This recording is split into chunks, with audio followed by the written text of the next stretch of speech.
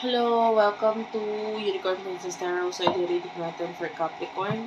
Take only what resonates. Sa mga gusto mo po personal reading, Madam P. Ayan yung ating Facebook page. Kung hindi mo ma-search, lagyan mo ng hashtag Unicorn Princess Tarot para mas madali mo siyang ma-search. By the way, last call na lang yun kasi hanggang August 2025 na lang ako mag-a-accept ng personal reading. Yung susunod ay hindi ko pa masabi kung kailan ulit dahil magpapaka-busy po muna ako sa ibang projects and ibang business. So, yeah, yun yung way. But anyway, meron naman akong friend na nag-open sa personal reading. Jean Tarot Reader. Just check her out na lang po sa Facebook. Let's start. This is for the sign of Capricorn. Don't forget, mag-like, mag-comment, at kahit heart-heart lang guys. Malaking bagay yun sa akin. Start na natin. Capricorn. You do have your passion very soon. And bottom of the deck is retreat. Yan, disconnect.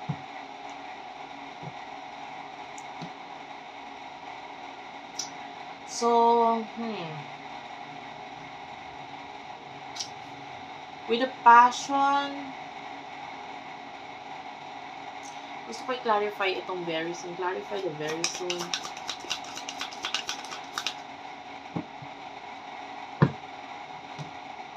Reconciliation is here. Love yourself first. I feel like you could be in a with a person no na currently okay naman yung relationship, there's sexual connection, etc. Pero honestly hindi ko nakikita ganun yung feelings or emotions mo para sa kanya. And there's someone in the past na nakikita natin na pwedeng pabalik sa buhay mo ngayon. So, etong person na kung sino man yung kakonect mo ngayon, it's like temporary love. Pero mas nakikita natin, mas mahal mo pa rin yung sarili mo and you are focused on the things na magbibigay sa'yo ng stability. And regarding this person, you're not that happy. Yung iba pwedeng gusto mo lang yung person na to because may nahihita ka sa kanya gano'n.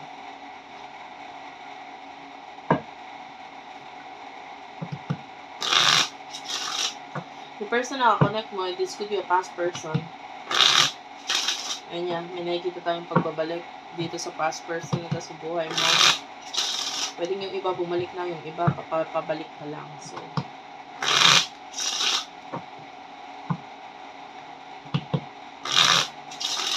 emotions inyo sa isa't isa. One last shuffle.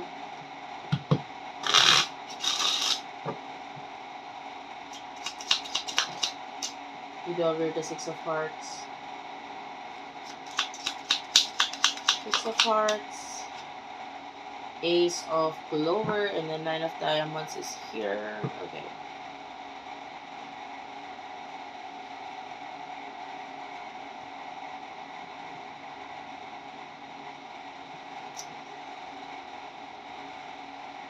This past person, may mga gusto kang simulan ulit sa kanya.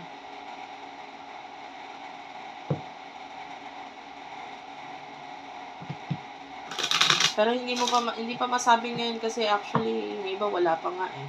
Paparating pa lang sa past person ito.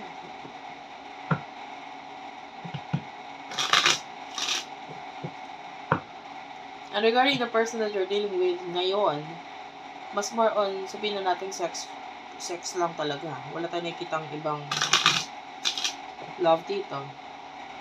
Yeah.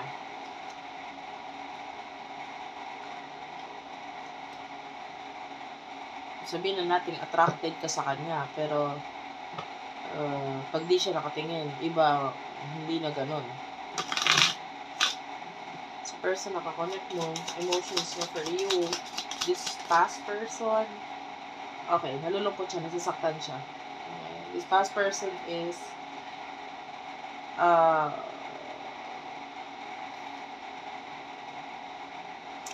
I feel like gusto niya ng stability, sa'yo, pero feeling niya may iba ka ng person na nakakonect ngayon, na pwedeng alam niya. This person is not happy with that. Ayaw niya yan, nasaktan siya dun. Pero napipilitan siyang gawin or ibigay lahat ng kaya niyang ibigay ngayon sa sarili niya. I can see a kid or a child. So, I don't know kung may anak ka ba dito. So, napipilitan siyang ibigay yung obligasyon or punan yung mga bagay na yun mag-isa. So, nasaktan siya. Malulungkot siya sa nangyayari. So, what will happen in the near future sa inyong dalawa? Wait lang.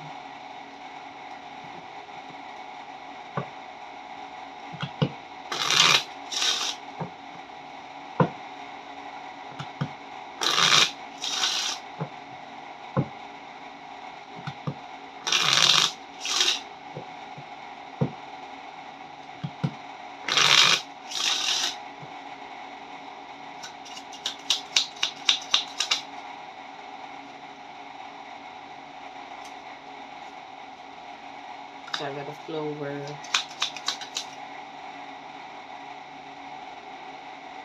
Three of Clover.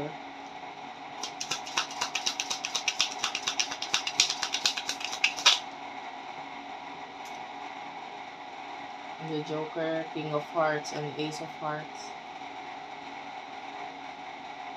Well, it's up to you. Kasi sa pagbalik nitong taong to, ikaw yung may hawak ng manibela eh. Ikaw yung saan mo gusto pumunta o anong gusto mong nangyari sa connection na to. Nasa sa'yo yung decision. Kasi yung pagbalik nitong person na to, nandun yung love. Ace of Hearts, Queen of Hearts, mahal ka pa rin to person na to. The Joker is here. So, parang nakakakita tayo dito na mag-take siya ng risk.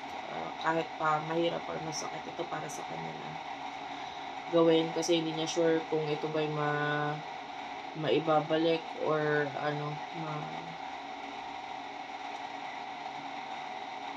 magiging okay ba ulit yung relationship ninyong dalawa. Pero itong person to gusto niya kasi ng relasyon na maayos sa inyong dalawa. Pero lalo na kung may anak ka na. Pero nasa sa'yo kasi yun kung babalik ka dito sa tao. Ito. Ulit. Okay? So, that's it for now. I love you all and bye-bye.